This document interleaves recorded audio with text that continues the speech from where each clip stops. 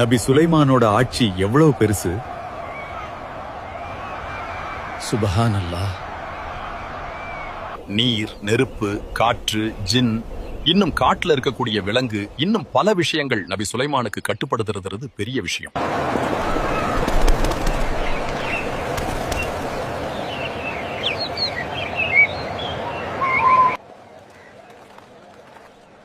எப்படி இருக்கீங்க? நான் நல்லா இருக்கேன். நீங்க எப்படி இருக்கீங்க? ரொம்ப நாள் ஆச்சு பார்த்து. சுலைமான் நபியோட படையில இருந்த ஹுத்ஹுத் பறவை எங்கோ போயிருச்சா? அதனால அந்த பறவை மேல நபி சுலைமான் கோபத்துல இருக்காரு. அந்த ஹுத்ஹுத் பறவைய நான் பார்த்தேன். அது கிழக்கு பக்கம் ஏமன் நாட்டு திசையை நோக்கி பறந்து போச்சு.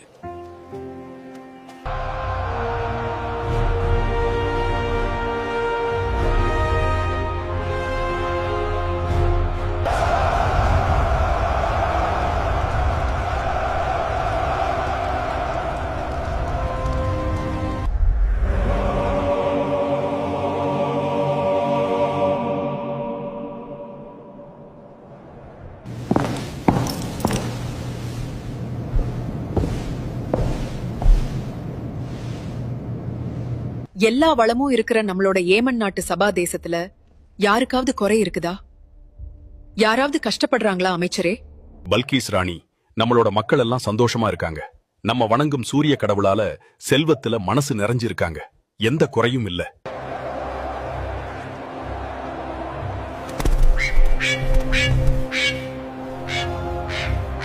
அங்க பாருங்க,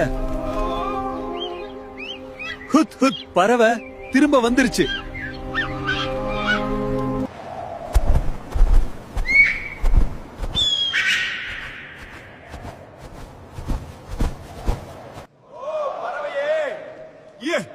இவ்வளவு நேரமா எங்க போயிட்ட? உன் மேல நபி சுலைமான் பயங்கர கோபத்துல இருக்காரு. நான் எங்க போயிட்டு வந்தேன்னு தெரிஞ்சா நபி சுலைமான் ரொம்ப சந்தோஷப்படுவாரு. உங்களுக்கெல்லாம் தெரியாத ஒரு விஷயத்தை ஏமன் நாட்டு சபா தேசத்துல இருந்து கொண்டு வந்திருக்கேன். அது உங்களை ஆச்சரியப்படுத்தக்கூடிய விஷயம். சுலைமான் நபியே, என்ன மன்னிச்சிடுங்க.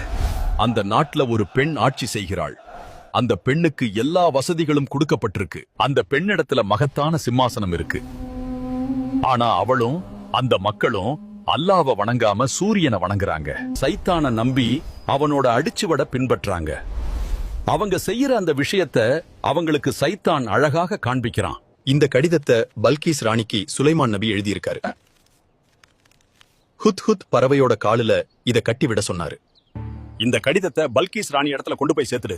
அவங்க இத பத்தி என்ன பேசுறாங்க அப்படிங்கறத பாத்துட்டு வான்னு நபி சுலைமான் உனக்கு கட்டளையிட்டு இருக்காரு.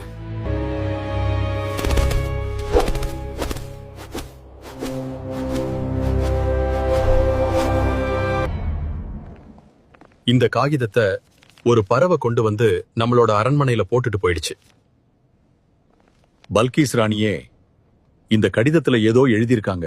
என்ன எழுதியிருக்காங்க? கொஞ்சம் படிங்க. அல்லாஹ்வின் பெயரால் எழுதுகிறேன். என்னிடம் நீங்கள் பெருமை அடிக்காதீர்கள். அல்லாஹ்விற்கு கட்டுப்பட்ட முஸ்லிம்களாக என்னிடம் வந்து விடுங்கள். இப்படிக்கு சுலைமான். இது இறை தூதர் சுலைமான் இடத்துல இருந்து வந்திருக்கு. நம்ம இடத்துலதான் பலசாலிகள், போர் செய்யக்கூடிய ஆற்றல் மிக்கவங்க இருக்கிறாங்க. முடிவு உங்க கையில தான் இருக்கு. எனக்கு போர் செய்யறது பிடிக்கல. அரசர்கள் நம்ம ஊருக்குள்ள நுழைஞ்சா நம்ம ஊர் நாசமாயிடும், அழிஞ்சு போயிடும்.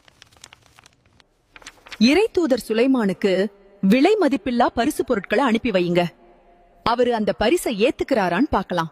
நீங்க தங்கம், வெள்ளி ஆபரணங்களை இறை தூதர் சுலைமானுக்கு என்னுடைய பரிசாக ராஜ மரியாதையோட அணிவகுத்து கொண்டு போய் கொடுங்க.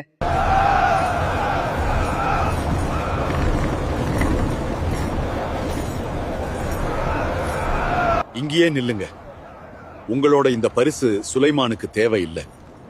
இதை விட அல்லாஹ் அவருக்கு நிறைய சிறந்ததை கொடுத்திருக்கான்.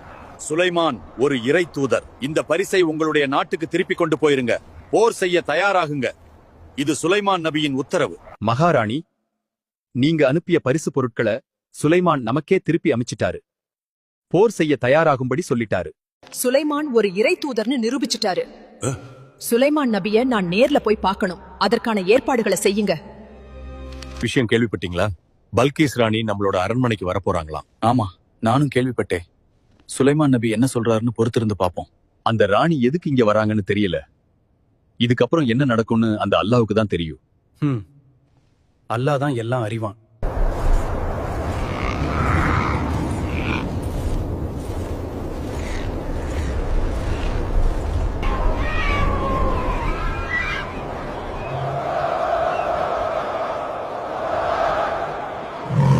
நபியே, நான் இப்ரித் என்ற ஜின் வகையை சார்ந்தவன். உங்களுக்கு தெரியும், நான் மிகவும் சக்தி வாய்ந்த ஜின். நபியே, அந்த ராணி இங்க வர்றதுக்குள்ள அவளுடைய புகழ்மிக்க சிம்மாசனத்தை கண் இமைக்கும் நொடியில நான் இங்க கொண்டு வர்றேன். உங்க அனுமதியின் பேர்ல இத நான் செய்யறேன்.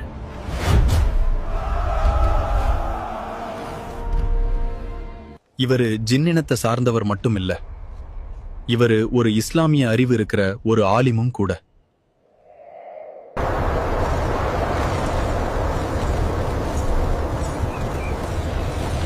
இந்த சிம்மாசனம் யாரோடதுன்னு உங்களுக்கு தெரியுதா?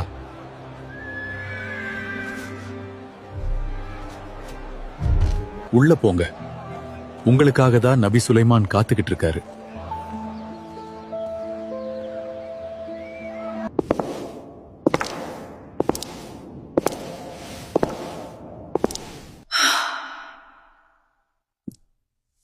இது தண்ணீர் தடாகம் இல்ல, இது ஒரு பளிங்கு கற்களால் கட்டப்பட்ட ஒரு மாளிகை.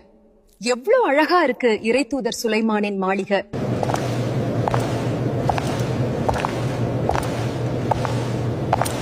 நபி சுலைமான் அலைஹிஸ்ஸலாம் அவர்களே, நாங்க இத்தனை நாளா அல்லாஹ்வை வணங்காம வழிகேட்ல இருந்துட்டோம். என்னுடைய இறைவனே, எனக்கு நானே அநீதி செஞ்சுக்கிட்டேன். நபி சுலைமானோட சேர்ந்து உன்னை வழிபட்டுட்டேன். உனக்கு கீழ்ப்படிந்து இஸ்லாத்தை ஏத்துக்கிட்டே. லா இலாஹ இல்லல்லாஹ், அல்லாஹ் ஒருவனே இறைவன், அல்லாஹவை தவிர வேறு இறைவன் இல்லை. பல்கீஸ் ராணியின் படையிலிருந்து ஒரு விஷயம் வந்திருக்கு. இனி இந்த சூரிய கோயில்ல வழிபாடு நடக்காதாம். நம்ம சபா நாட்டு பல்கீஸ் ராணி இஸ்லாத்தை ஏத்துக்கிட்டாங்க. சூரியன் இறைவன் இல்ல, அந்த சூரியனை படைச்சவன் தான் இறைவன் சொல்றாங்க. ஆட்சியாளர்களுடைய மார்க்கம் தான் நம்மளோட மார்க்கம்.